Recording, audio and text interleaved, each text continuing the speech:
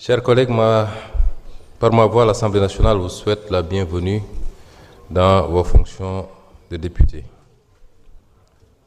J'ai également reçu de nos collègues Marie-Angélique Mamselbe Diouf et Serigne Abdoulahat Ndiaye, nommés ministres, des demandes de suspension de leur mandat. Ils étaient élus sur les listes majoritaires de PASTEF. Acte est donné de leur demande de suspension. En vue de pourvoir à ces vacances et en application des dispositions de l'article L154 du Code électoral, j'invite respectivement Mme Salimata Dien et M. Abbas Ndiaye, candidats non élus sur les mêmes listes, à venir occuper leur place dans l'hémicycle. Monsieur les huissiers, veuillez installer les nouveaux députés.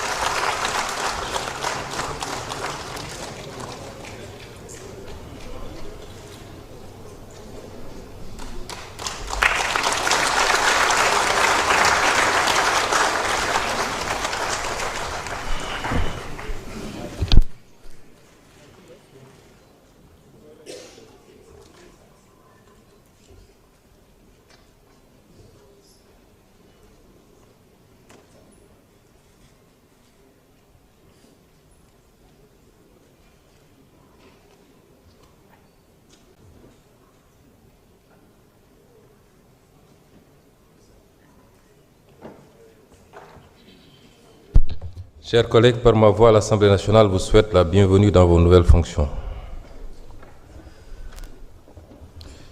Mes chers collègues,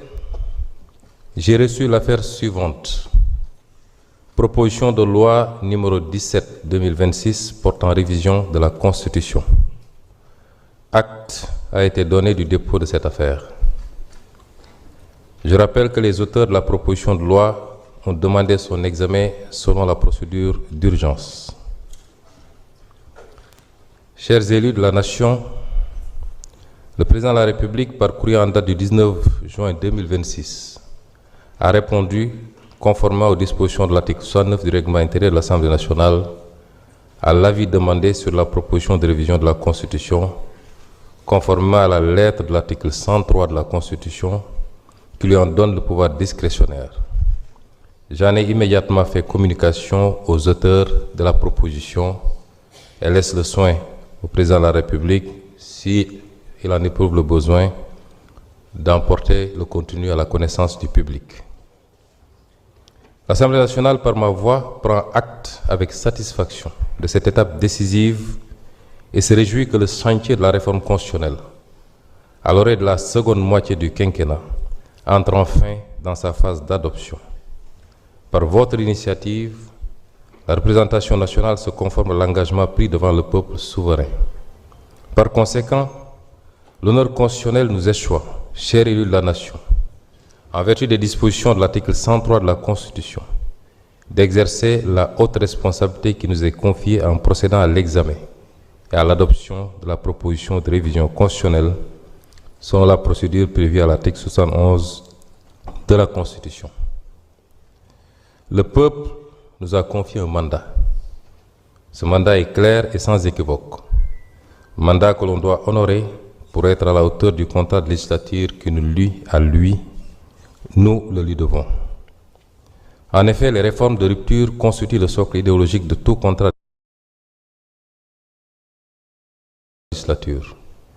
Elles ne sauraient dès lors être appréhendées que sous le prisme de l'agenda populaire, le seul agenda pour lequel notre allégeance politique est inconditionnelle. Il convient ici de le rappeler, l'entreprise réformatrice n'appartient à personne si ce n'est au peuple sénégalais et à la représentation nationale dépositaire pleinement de la légitimité populaire. Digne représentant du peuple, l'objectif de la proposition de révision de la Constitution est d'ores et déjà atteint car l'initiative parlementaire avait pour ambition de créer les conditions d'une adoption de cette révision promise au peuple et qui tardait à être approuvée. Dans notre modèle démocratique, seules deux entités peuvent se prévaloir du titre de pouvoir constituant, le peuple et l'Assemblée nationale. Nul autre pouvoir ne peut prétendre accéder à cette haute dignité. En tant que pouvoir constituant, l'Assemblée nationale a toute compétence pour initier, adopter et, le cas échéant, approuver une révision ou une modification de la Constitution. En tant que pouvoir constituant, l'Assemblée nationale n'est assujettie à aucune limite lorsqu'il s'agit de réviser la Constitution, si ce n'est le respect de la procédure même de la révision et la sanctuarisation des dispositions intangibles prévues à l'article 103, alinéa 7 de la Constitution. Autrement dit, la forme républicaine de l'État, le mode d'élection, la durée et le nombre de mandats consécutifs du président de la République. Le Conseil constitutionnel l'a d'ailleurs rappelé dans sa décision numéro 1C24 du 15 février 2024. En tant que pouvoir constituant, l'Assemblée nationale a même pu accéder à une autre dignité reconnue par le Conseil constitutionnel qui, dans sa décision numéro 3C 2006 du 18 janvier 2006, déclara au considérant numéro 10 de la dite décision que dans le cadre de la révision de la Constitution par la seule Assemblée nationale, le vote à la majorité qualifiée des 3/5 réalise à la fois l'adoption et l'approbation de la loi. Cette jurisprudence du Conseil constitutionnel, jamais démentie ni contredite depuis lors et qui n'a fait l'objet d'aucun revirement jurisprudentiel, conforte et confirme la prépondérance du pouvoir constituant dérivé dans la procédure de révision de la Constitution. mbokk yi waxtaanoon nañ wala communiqué yi bureau bi def ak conférence des présidents yégal na Sénégalais yi ni am na benn proposition bu am solo boo xam ne ay député andi nañ ko fii pour ñu xoolaat li nga xam ne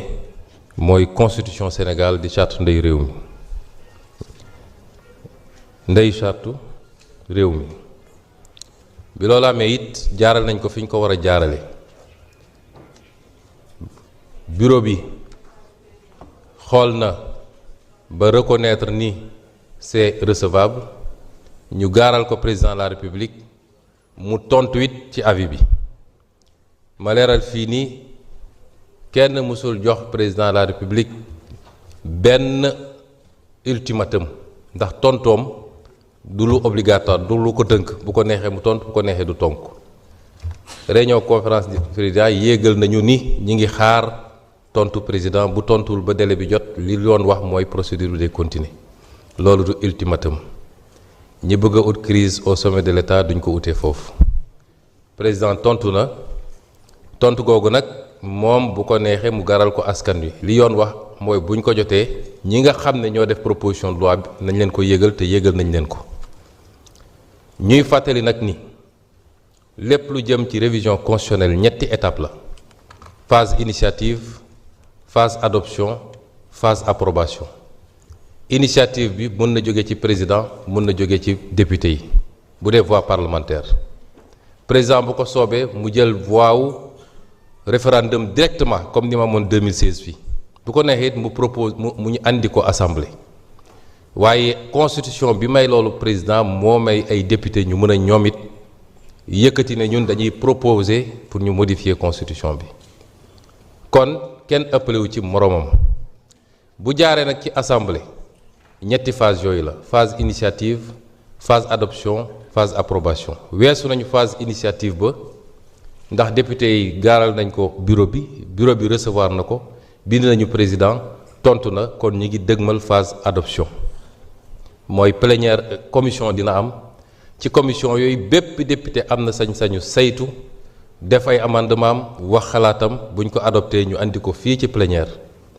buñ ko adopté plénière ba pare nag lañ koy delloo président de la république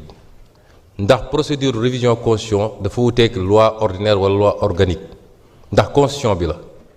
bu doon loi ordinaire wala loi organique buñ ko adopté ba pare dañ koy yónni président pour promulgation mais bu dee constitution dañ ci yokk benn étape mooy li ñuy wax après adoption dañ dem ci étape approbation boobu nag buñ ko adopté fii lundi prochain ba pare delloo ko président ci la am sañ-sañ moom ne pour approbation bi delloo naa ko assemblée te bu boobaa yoon dafa ne il faut ñu voter ko au 3/5 sinon approuvé wuñ ko su dee adoption bi majorité absolue rek la mooy 50% bu ñu ko wotee 51% adopté nañ ko mais bu dee approbation bu demee ci président mu delloosi ko fii il faut 3/5 sinon approuvé wuñu ko wala président te loolu mooy la voie principale ñu leeral ko président mun na ne man dama koy yóbbu ci référendum waaye référendum le projet adopté par l'Assemblée nationale la ñuy yóbbu référendum projet bi ñu adopté Assemblée nationale ba pare moom rek le président mën a yóbbu référendum mënatu ci laal benn article wala benn virgule mën na def recours conseil constitutionnel waaye mënatu ci laal benn article wala benn virgule kon ñi ngi dëgmal état bu adoption ñiy wax ni dañoo foqati prérogative président mooy ñi bëgg a jaxase rek 2020